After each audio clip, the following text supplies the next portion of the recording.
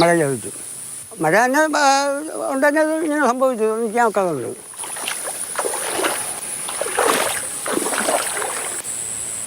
ഓണം നമുക്ക് വലിയ ഇത് പറയാനില്ല, ഒന്നുമില്ലാത്തതുകൊണ്ട്.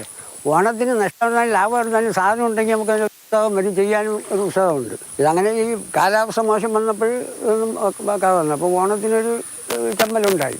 പടവലം നട്ടതാണ്. ഇതൊക്കെ നട്ട്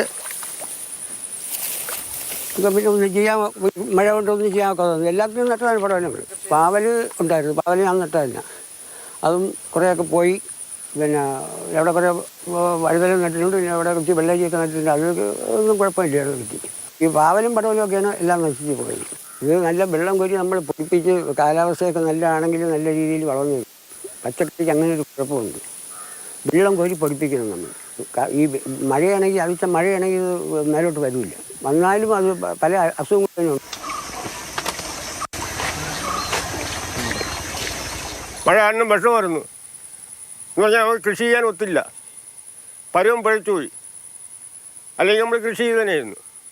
മഴയത്ത് കൃഷി ചെയ്ത് വെച്ചാൽ ഈ നട്ട് തന്നെ മുകളിലോട്ട് വന്നില്ല. ഈ മഴ തോന്നിയിട്ടാണ് പഴം നിറച്ച് വന്നത്. ഇവിടെയൊക്കെ മഴയെന്ന് പറഞ്ഞാൽ ജൂൺ ജൂലൈ വരെയും ശക്തമായ മഴയല്ലേ. നമ്മൾ കൃഷി ടൈമിനാണ് മഴ. കൃഷി സമയം എന്ന് പറഞ്ഞാൽ ആ സമയം തൊട്ട് ഇത് നടുന്ന സമയം തൊട്ട് പൊടിച്ച് വരുന്നത്, ആ പൊടിപ്പ് അതോടുകൂടി പൊടിച്ച് വരും, പഴുത്തു പോകും.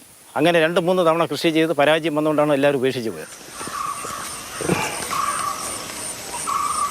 ഏലായുടെ ചരിത്രത്തിൽ ഒരു കാലത്ത് ഇത്ര ഈ ഓണക്കാലത്ത് ഈ തരിശായി അല്ലെങ്കിൽ ഇങ്ങനെ കിടക്കുന്നൊരവസ്ഥ ഉണ്ടായിട്ടില്ല. ഇത് തന്നെ ഈ നിൽക്കുന്ന ഇപ്പം നേരത്തെ ഇവിടെ കണ്ട കൃഷിക്കാരെല്ലാം തന്നെ 75-80 വയസ്സായ ആളൊക്കെയാണ്. ഇവിടെ തന്നെ കൃഷി ചെയ്ത് ഇവിടെ തന്നെ കിടന്നുറങ്ങുന്ന ഒരവസ്ഥയുള്ള കൃഷിക്കാരാണ്. പിന്നെ കാട്ടുമൃഗങ്ങളുടെ ശല്യം. എല്ലാ ഓണക്കാലത്തും 100-ലേറെ ടൺ പച്ചക്കറിയാണ് പുല്ലമ്പാറയിലെ ഈ ഏലായിൽ നിന്നും മാത്രം വിപണിയിലെത്തിയിരുന്നത്. പക്ഷെ ഇത്തവണ പ്രതികൂല കാലാവസ്ഥ കർഷകർക്ക് കണ്ണുനീർ മഴയായി. അനൂപിനൊപ്പം TS ഹരീഷ്ണ, മാതൃഭൂമി ന്യൂസ്, തിരുവനന്തപുരം.